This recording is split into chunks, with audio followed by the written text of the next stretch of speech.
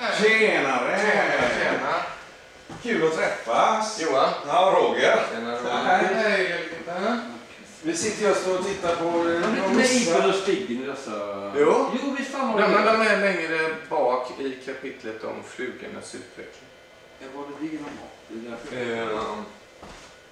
Du får göra om det. Nu hittar jag inte. Flugans utveckling. Eller inveckling. Ja, precis. Alltså svenska serien såldes ju... Men var det så på Galasätt från början, det gröna? Ja. Det var det? Ja. Men... vad heter det? De såldes ju, det kommer du ihåg. Det är före din tid. Ja, det vet jag. Jag sa 7 år då.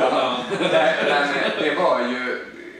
Jag jobbade på LG Sportfiske där på 80-talet. Och då hade vi sådana här askar, du vet de här plastlådorna som man hade med små fack i.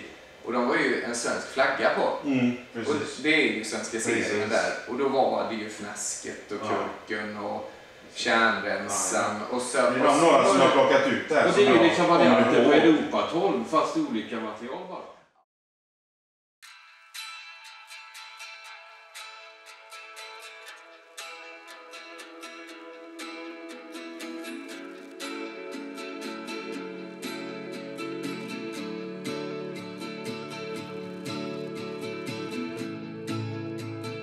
Colors fading, 'cause I kept you waiting. It's a wild, wild world, and you're a wild, wild girl. Our sun's still shining, but it seems half the size, and it's a wild, wild world out here. Before my time runs out, what if I run away to Mars?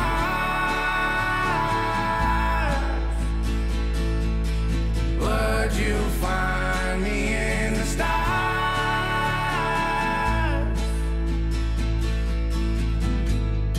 Would you miss me in the end if I run out of oxygen? When I run away to Mars,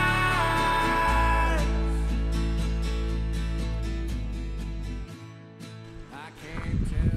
Okej, vi är tillbaka i Hökensås. Och idag är vi i Kvarkasjön. Och vi ska ta en liten nostalgitripp tillbaka till 80-talet.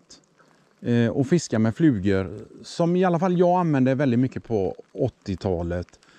Och det är lite från svenska serien som den kallades. Målet idag är att få fisk på de här flugorna. Vi har idag 6 stycken mönster. Vi har kärnrensan, jag har satt på en på mitt spö. Vi har Fnasket. Sen har vi Tösa, heter den. Vi har Korken, vi har Nalle Puh och vi har Montana. Jag har några röda Montana där också. Så målet idag är att få fisk på de här flugorna. Och till hjälp idag så har jag tagit lite experthjälp här nu då för att klara av den här utmaningen. Och det är Johan Klingberg som känner till vattnen här uppe i Hökensås väldigt, väldigt bra.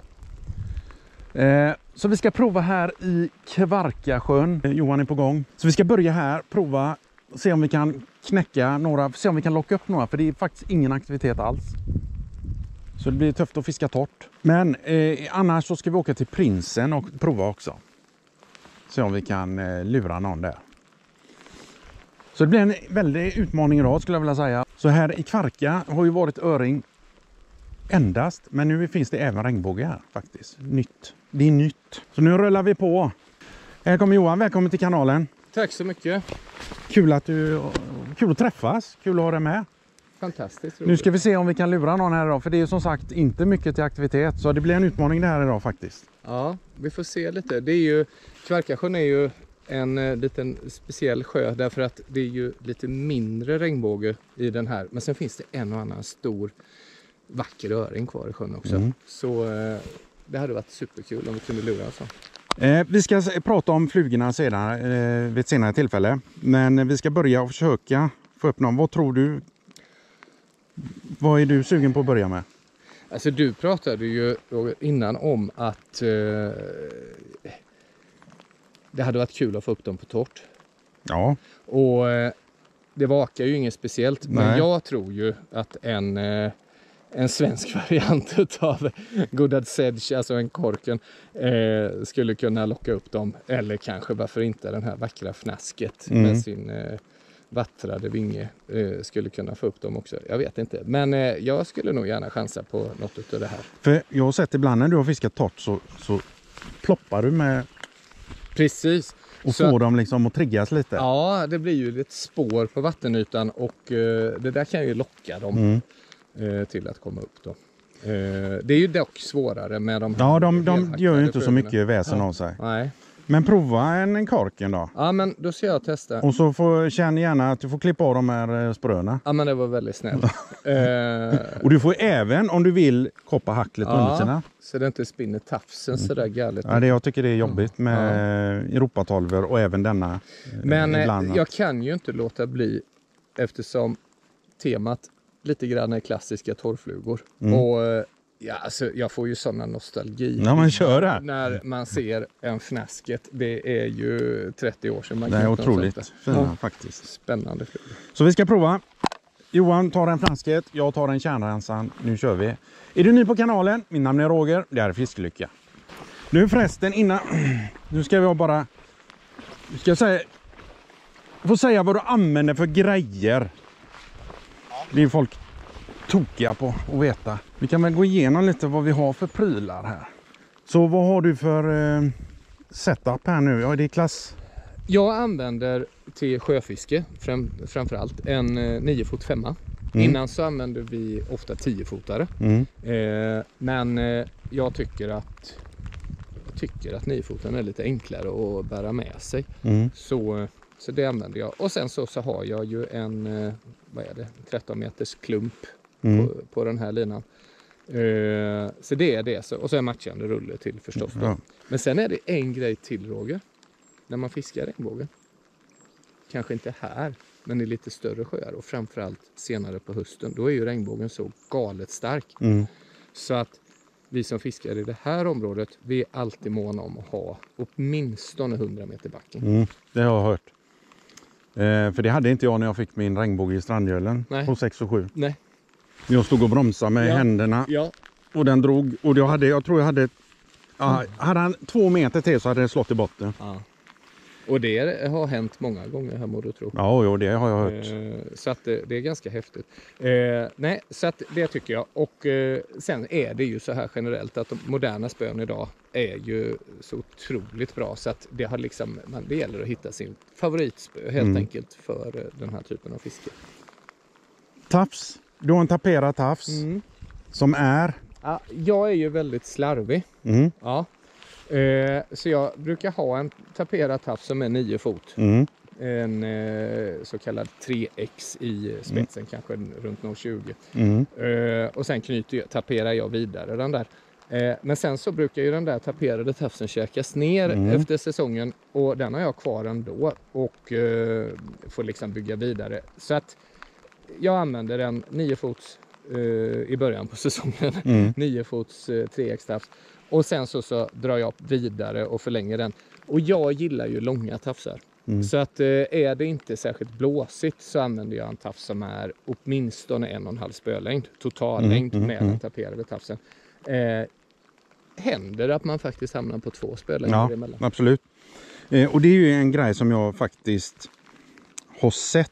Att när man börjar som nybörjare med flugfiske så vill man gärna förlänga sin tafs. Och jag har sagt att man behöver inte det utan 9 fot räcker gott. Sen när man börjar bli lite trygg då kan man börja förlänga då med tippet. Så är det. Och vi brukar säga det på våra kurser att kör man med 9 fots tafs så förläng den med en spets på åtminstone 50-70 centimeter. Därför att då behöver man inte hålla på att knyta i den här dyra Men sen är det mycket enklare att kasta med såna här flugor än om du sätter på en tung fluga och en lång tafs. Ja. Och speciellt om det blåser. Precis, ja, då kan det vara lite eländigt. Man kan säga så här att tafsens funktion det är ju att putta ut en väldigt lätt fluga. Och det här är ju som vi använder nu en liten torrfluga. Den är ju väldigt Det blir inte mycket lättare. och det är ju ganska stort luftmotstånd i den också. Och då behövs den taperade tafsen. Men när vi använder tunga flugor då behövs inte en taperad tafs. Utan då är det nästan mer logiskt att använda en heldragen lina. För att du har ju egenvikten och rörelseenergin i flugan. Och då trycker liksom den ut tafsen. Så det är lite grann hur man lägger upp det. Och det är ju faktiskt många som tycker att man har kommit på det där. Att använder man en fluga med egen tyngd så behöver man alltså inte använda en taperad tafs. Utan det funkar att köra heldraget. Och använder man inte sådana här torrflugor då klarar man sig med det.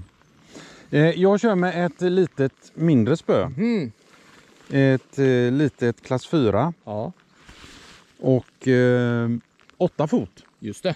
Lite. Jag gillar ju när det är sådana här små lätta grejer. Det Absolut. tycker jag om. Ja. Och jag använder även det ibland till tunga flugor, vilket är väldigt svårt att kasta med. Men just känslan när de tar så blir det väldigt hårt. Ja.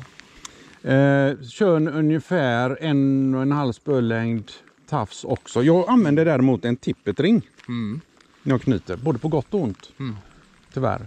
För den här har orsakat en hel del tafsbrott. Ja. Tippetring är ju en fantastisk lösning på det sättet att du klarar dig egentligen med enbart att kunna en enda knut.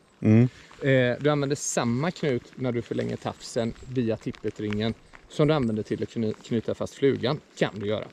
Och det är många som upplever att det är himla smidigt. Så tippetring är alls ingen dum idé. Och sen har du ju naturligtvis testat det också, Roger. Om man vill köra en upphängare, då är det ju bara att knyta en liten bit extra lina i den där tippetringen. Jag är ju ingen fan av att fiska med upphängare. Är det inte? Nej.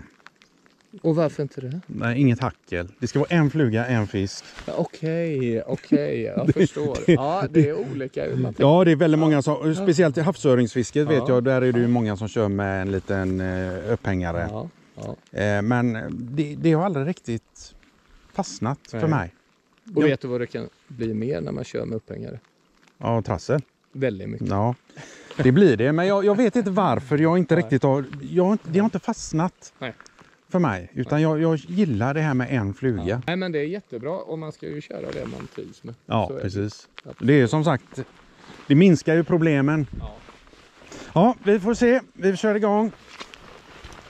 Oj, jösses. Här var det flyt. Ja. Det är ingen risk att de här flyter i alla fall. Vad sa du? Jag tror inte de här flyter speciellt mycket, va? Nej, de är ju... De är ju inte doppade. Nej, men jag imponerade min. Ja, du gjorde det. Göteborg där, Roger, när du började att flugfiska. Ja. Jag är från Hisingen, Tuve. Vad sa du? Tuve i Hisingen är uppvuxen. Men var du med i någon förening eller? Nej. Vi var bara galna fisketokiga ungdomar. Som när vi väl fick moppe så åkte vi till Sävån och mäta i partihallarna. Det var ju väldigt roligt med. Fiskar ju allt möjligt. Nej Johan, jag tror det är dåligt isat. Oj, nej. Missar jag. Där har vi det. Ja, jag sa ju öring. Ja, men jag har ju ingen hov. Varför har jag missat min hov? Ja, det är en regnbåge. Där har vi den. Nummer 1. Kärnrensan. Check. Så. Där var den god. Då kan vi bocka av den flugan. Ja, det var min favorit. På den tiden. Hur kunde jag glömma min hov? Ja, vi stod och pratade så mycket. Vad har du den i kroken här? Ja, det kan man lägga den där annars. Ja, jag lägger den där. Har du den? Hur den tafsen har snurrat sig så flugan ligger och roterar på det hållet. Och det var ju en del som tyckte det skulle den göra för att då såg den levande ut. Vad kul. Jag vet inte om man ser det. Ser du flugan snurrar?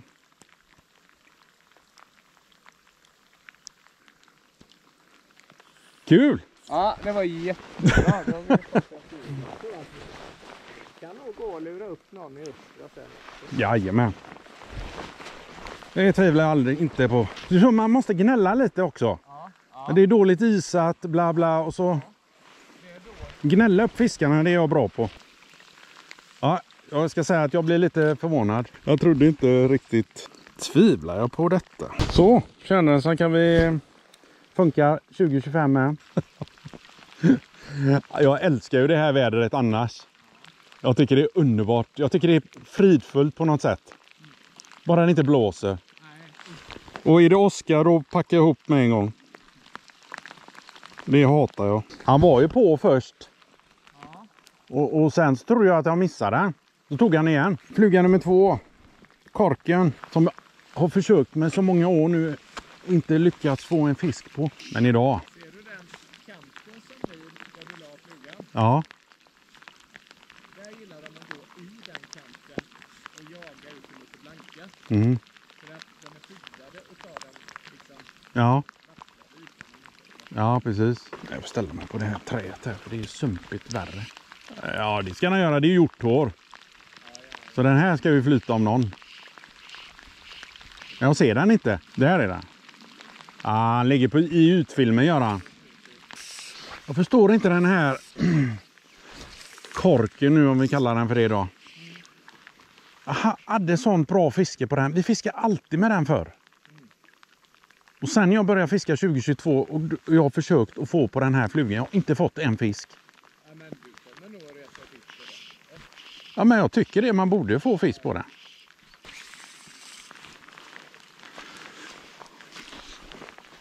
Nej, jag vet inte om jag lyckas med korken.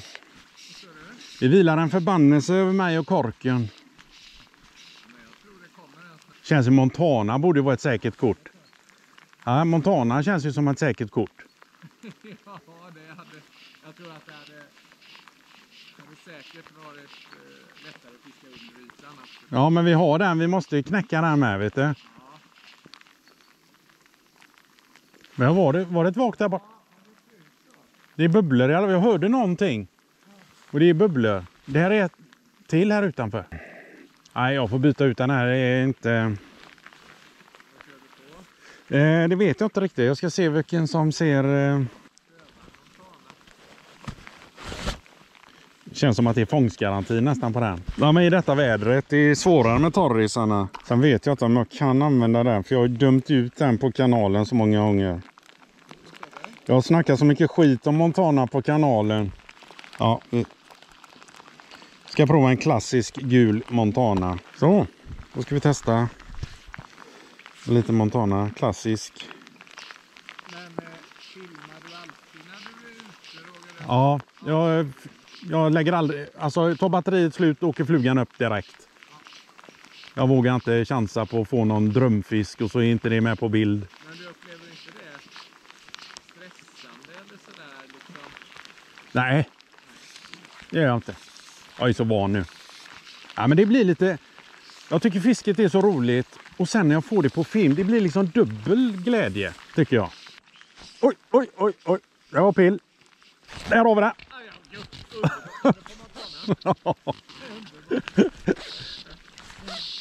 Montana kan man alltid lita på, det är det jag har sagt.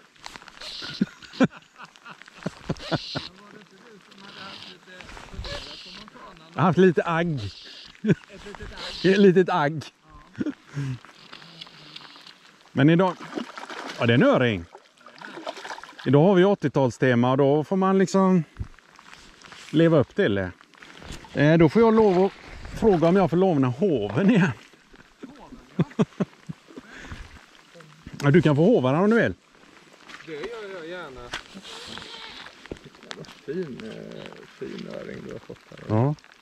Vad kul. Och så det där lilla smäckra spöet också. Ja, det är faktiskt... Det är så roligt att fiska med det här, va? Ja. Kolla vad För även de här mindre fiskarna blir hur roliga som helst. Typiskt öring. Gå ner och tjura. Ja. De brukar gå stång. Ja, stånga nere. Ja, varför? Ja, det där är jättevackert där. Där tar vi. Där har vi den. Där har vi den då. Ja, vad kul. Titta. Och det var bara ett byte till Montana. Ja. Så tog den. Där. Ja, titta. Han försvann. Du får säga till om du behöver hoven igen, Roger. Det börjar ju bli en vana. Grattis. Härligt. Nu, vad har du kvar för fluga nu då? Jag prövar fnasket. Den är de inte sådär uppenbart. Nej, jag tycker nog att du ska hitta på något annat. Nej, men jag tänker inte ge mig. Nej, du ger det inte. Nej, jag tror du kommer lyckas med den sen. Ja. Den kommer jag inte lyckas med. Men... ja. En nallepu. En liten nallepu. Ja. Det får vi prova. Ja. Nu har vi avklarat Montana. Ja, vad kul att vi fick en öring. Vad har du byggt i nu? Nallepu. Nallepu. Den var också het på 80-talet. Den är väldigt liten. Det är en väldigt liten fluga. Ja, det kan vara det som är tricket. Ja. Vi fiskade alltid fnasket förr när det blåste. Jaha. När det var lite sjö. Ja. Jag körde alltid den. När inte mörka funkar så vill jag ha en ljus fluga. Då var det den som gick över till. Och jag tror lite... Det var det som jag fastnade för kärnrensan. Det är att just att den har vitt hackel på kroppen. Det vita hacklet där. Jag kände som att det gjorde skillnad på något sätt. Ja, det får gärna sluta regna så vi kan tända en brasa och grilla lite korv. Ja, precis. Där! Ja, det var regnbåge. Utan tvivel. Jag tror han släppte. Ja, han släppte. Ja, flugan var kvar. Ja, den var det fatt i. Han tog all lina också så det var nästan rulldrillning på den. Och nallepu har vi haft lite kontakt där med. Nu tror jag det stiger en på en snäcket. Jag tror du får byta fluga snart. Jag tror du får byta fluga snart. Nej, en vet den. Ja, man tycker det. Men du rör ju den också så den borde ju liksom... Jag har gjort allt. Ja, men jag fick ju alltid på korken för. Jag fick ju alltid fisk på korken för. Och det har jag inte lyckats med sedan 80-talet. Men det får vi idag. Det är inte så många flugor kvar. Det var ju bra. Ja, men denna räknas ju inte på nallepu för den måste ju liksom... Ja, måste ju hovas. Inte dessa, nej. Nej. Ja. Jag beställde så stod det liksom svenska serien 12-pack. Så köpte jag en paket med kärnrensan och en fnasket. Men jag tänkte liksom att de har blandat precis som den box som var på den tiden. Men när jag fick dem så var det ju 12 av bara kärnrensan och 12 av bara fnasket. Så jag beställde i söndags nallepu, korken och tösa. Jag tänkte, men det är de som jag hade. Och de kom igår, som tur var, så jag fick med mig dem. Det är ingen fisk som tar när det regnar så här mycket. Nej, det finns ingen fisk som tar när det regnar så här. Det är för mycket. Jag stod och funderade på om vi skulle få en till här, så får vi 3 här och så kan vi få 3 där. Testa andra änden då. Kan vi göra? Det. Invevet. Kul. Öring. Jajamän. Jag tror, Christer, att den här är lite större än din. Nej. Roger. Eller Roger, förlåt. Roger, jag tror att den här är lite större. Ja, det är den nog. Ja, fin. Härligt. Nu har vi kämpat på det igen. Och så tog den på det viset på en... Men den tog på en fnasket. Så nu kan vi checka av den. Det var starkt gjort att du kämpar med den så länge. Det hade jag inte gjort. Jag tänkte att vi måste ju på något sätt. Jag tycker inte du gnällde heller. Nej, det hjälper ju sällan. Då. Jo, det gör det faktiskt. Du tycker det? Ja. Ja. Ja, fin. Jättefin. Ja. Titta. Ja, det var ju en vacker fisk. Ja. Titta vilken fin fisk. Okej, vi har gjort en liten förflyttning till Östra Prinssjön. Ska se om vi kan få de 3 sista fiskarna på de 3 sista flugorna här nu. Vi hade tänkt att grilla, men det går inte att få någon eld i det här regnet. Nej, min favorit från på 80-talet, det var ju den kärnrensan. Och det var den jag började med i Kvarkasjön där. Och har man förtroende för en fluga så blir det lite lättare att fiska. Visst är det så? Nej, men om man tänker det här svenska seriens flugor på, man tänker 80-talet, det var ju bread and butter. Det var ju det som folk ofta använde när de fiskade med torrfluga, och så var det över hela landet. Sen tycker jag det finns en charm i de här flugorna, om man nu tänker den här kurken eller flöt som en kork. Och det är ju egentligen från 70-talet och måttligt populär torrfluga från England utav John Goodad, hans Goodad Sedge. Och så gjorde man liksom om eller banden där, och så försvenskade man namnet, och så var det plötsligt liksom en kork, för den flöt så himla alla bra. namn. Ja. Liksom. Och sen och den här jag kan inte minnas att någon här uppe på åsen fiskade med den som kurken, utan det var Goodads Caddy, sa man ju, för det blev ju amerikaniserat sen. Och så var det ju alltid, precis som alltid bekymret var med de här flugorna, framförallt de här torrflugorna, med det här hacklet, fronthacklet, att det spinner tapsen då. Och det där är egentligen lite synd, för man använde alldeles för tunna tafsar. Utan de här är ju gjorda, alltså alla sådana här fronthacklade eller parmerhacklade flugor är ju gjorda för grövre tafs och snabbt vatten egentligen. Men vad är det som gör att de snurrar? Alltså att Nej, men det är ju, hacklet är ju lindat åt ett och samma håll. Och så när du kastar så det blir ju som ett, vad ska man säga, som en snedställd fläkt. Så att vinden fattar tag i det och så liksom sätter det snurr på flugan. Och det har alltid varit ett stort problem med den typen av flugor. Men spelar det någon roll om man har ett mjukare hackel? Ja, det gör det, och det finns ju massa sådana här tricks som man har pratat om, att man kan liksom binda 2 hackel åt olika håll och så här. Men jag vet inte. Det finns ju, om man ska vara helt ärlig, en anledning till de här flugorna fiskade ju naturligtvis bra. Människor fick fisk på dem. Och så det är inget att snacka om. Men framförallt för sjöfisket så blev det ju ett bekymmer med den här rotationen. Och då blev det ju andra flugor, Stricken Caddies till exempel, som liksom blev mer och mer populär.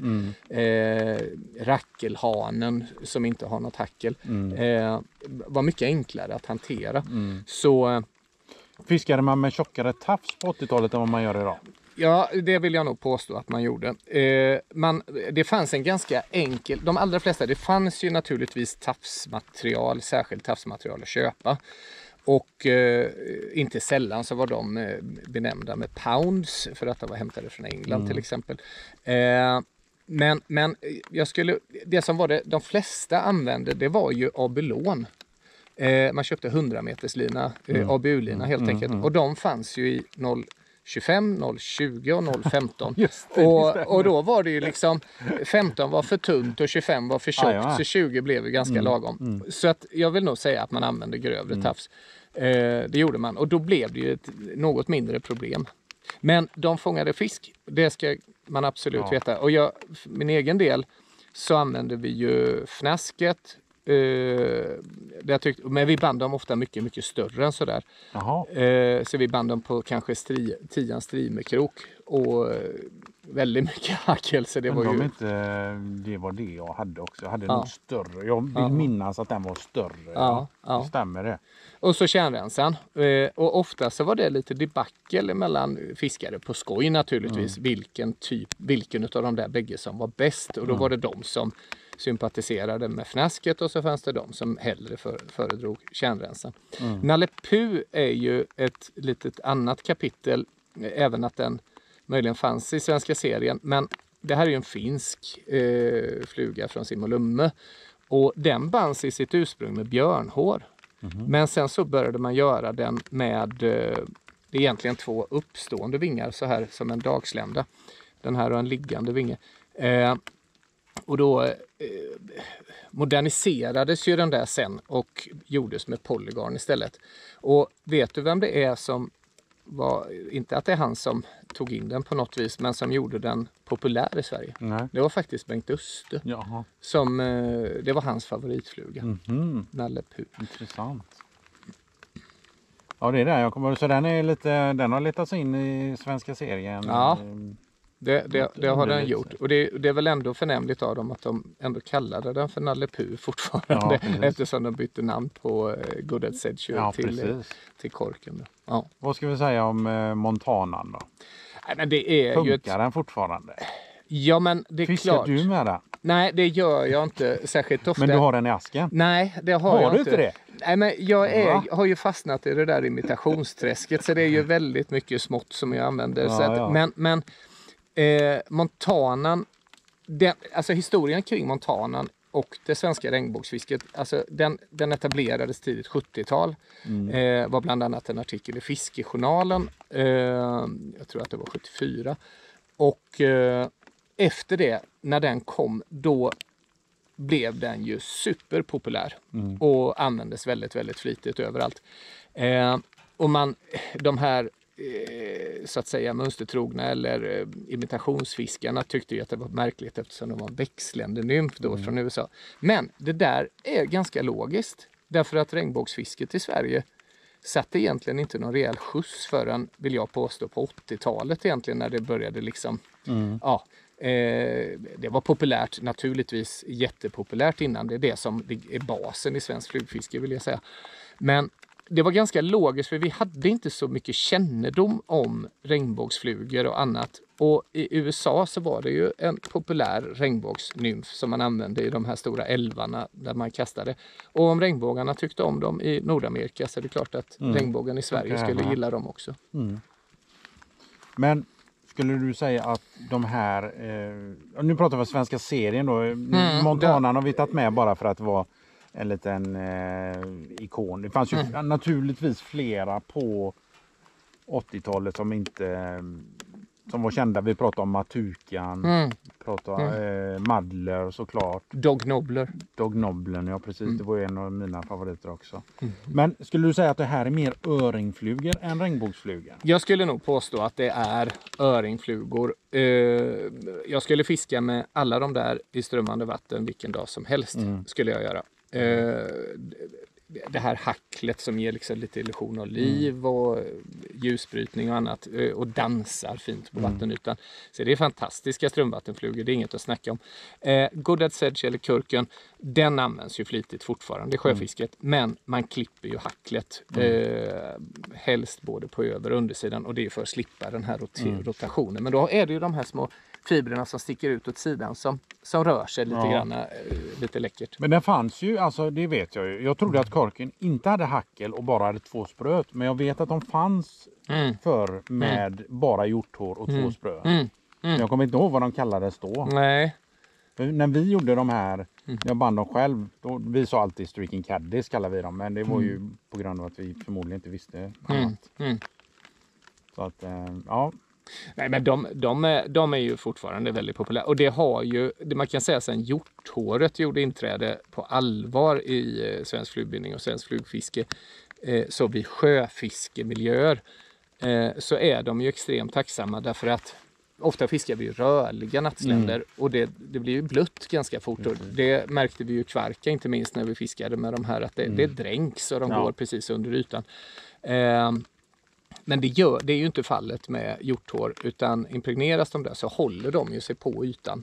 Så nej, sen har det faktiskt varit väldigt mycket hjorthårsflugor generellt, framförallt på nattsländersidan i sjöfisket. Ja, men kul! Vet du vad, nu ska vi gå ut och dra 3 till. Ja, vad tror du? Jag tror att jag ska ge korg. Den gillar inte du? Jo, jag gillar den, men jag får ingen fisk på den.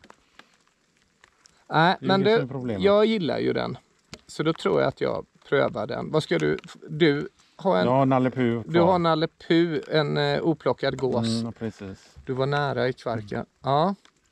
Så vi kör på, får vi se. Vilken är din favoritsjö? Jag är ju havsjöfiskare. Lilla havssjön? Ja, Ja. det är jag. Men du vet, strömmande vatten efter öring då. Ja. Normalt sett från mitten på april kanske fram, bästa fall början på juli. Ja. Och sen åker man ju alltid iväg någon sväng, så där brukar vi ju göra. Ja. Och sen när man är hemma så är det liksom industrisemester och juli och varmt. Sen kommer ju augustifisket och då börjar det kyla av i åarna igen och då är jag ju där. Och sen fiskar jag mest, om man tänker normalt sett, oktober och november. Och då fiskar jag havssjön. Fiska? Havssjön. Ja. Ja, jag gillar ju, havssjön tycker jag är spännande. Men sen måste jag säga att det här har ju varit ett oerhört lyft. För så mycket som vi har fiskat kvällar under juli och augusti här, det har jag inte gjort på många år. Nej, för alltså den här delen var ju alltid liksom, det var ju ingen som fiskade här, för här fanns ju ingen fisk. Nej. Liksom. Nej. Dels så var det så lite vatten också ett tag. Ja. Nej, men så var det. Nej, men liksom att jag gillar ju det där. Jag gillar ju när det vakar. Och det är ju därför jag gillar havssjön på hösten och sen så att det här då under sommarfisket. Jo, alltså det som var här emellan mitten på maj och så egentligen till så ett par 3 veckor sedan så där. Det var ju helt fantastiskt. Helt fantastiskt. Vi hade ju lite vassländer som kläckte ganska rejäla mängder i maj. Och det var ju i södra änden då. Det var som Henry's Fork i Montana. Alltså det gick liksom 20-30 individer och bara käkade spinner. Jaha. Ja, det var ju helt fantastiskt. Ja, där var det va? Ja, och där. Här med? Ja, där ja. Jag ställer mig på den udden där då. Ja, gör det. Där kan man gå ut, ser jag. Oj, jag var vak utanför. Ja, titta. Den kommer att ta på den. Ja, det får vi hoppas. Okej, vi ska se om vi kan få någon på den här lilla Nalle Puh här. Lite synd att det är så regnigt faktiskt. Även om jag gillar det, men så det är lite svårt känner jag också. Oj, där var det trångt. Smäcker ut den där. Vad tog den vägen? Där. Han går där och plockar något. Börjar lite försiktigt här från land. Där tog han. Nej, jag missade. Ja, han missade. Var det på Nalle Puh? Ja, han tog direkt när han landade. Jag ska flytta mig lite hitåt. Få lite renare bakkast. Stå inte i vattnet. Man behöver inte stå i vattnet känner jag. Där har vi den.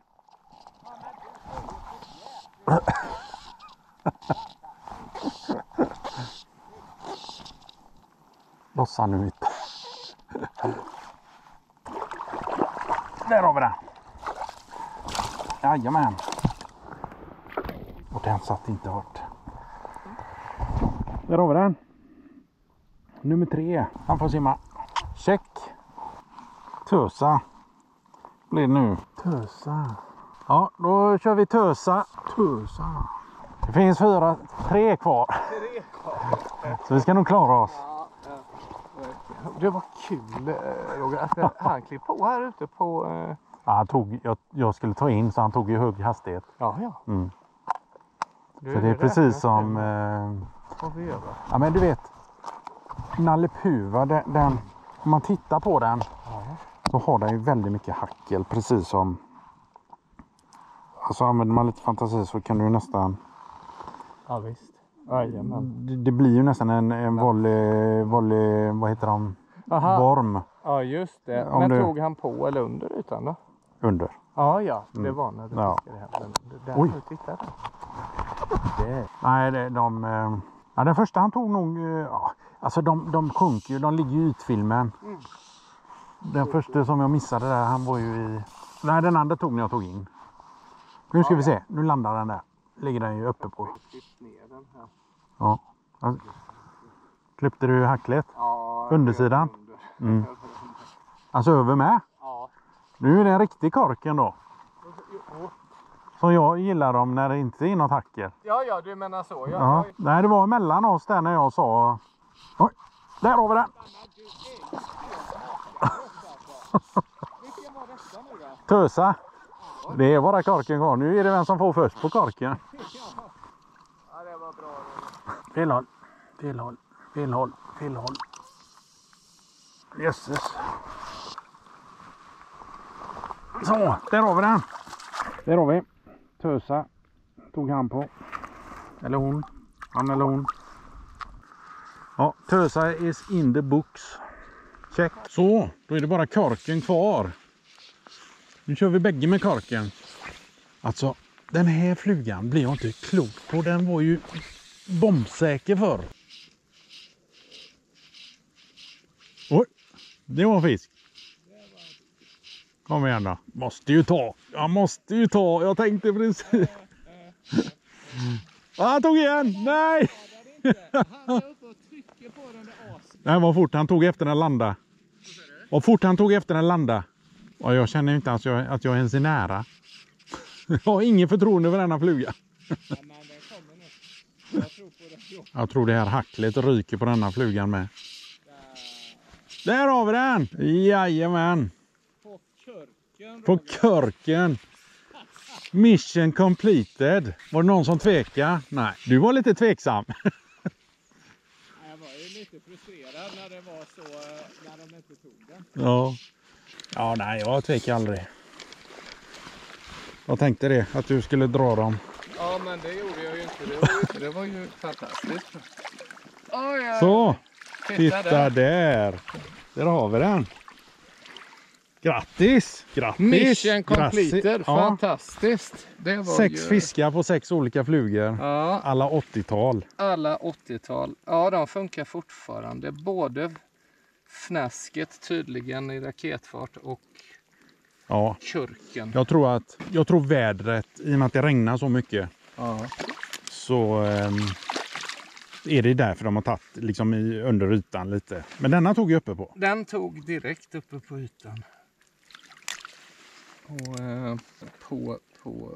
Och fnasket faktiskt också. Mm. Vackra de är. Där är du klar. Drar han? Jag drar den. Ja, härligt. Ja, det var ju Kul. himla kul. Att det gick. Fantastiskt. Det var bara din Montana som var en sjunkande. Ja, det kändes som det säkraste kortet idag. Ja, det var. I och med att det har regnat så mycket. Ja, så är det. Ja, kul. Ja, det var ju gott. All right. Det var allt för den här gången med vårat lilla 80-talstema. Det var faktiskt väldigt roligt.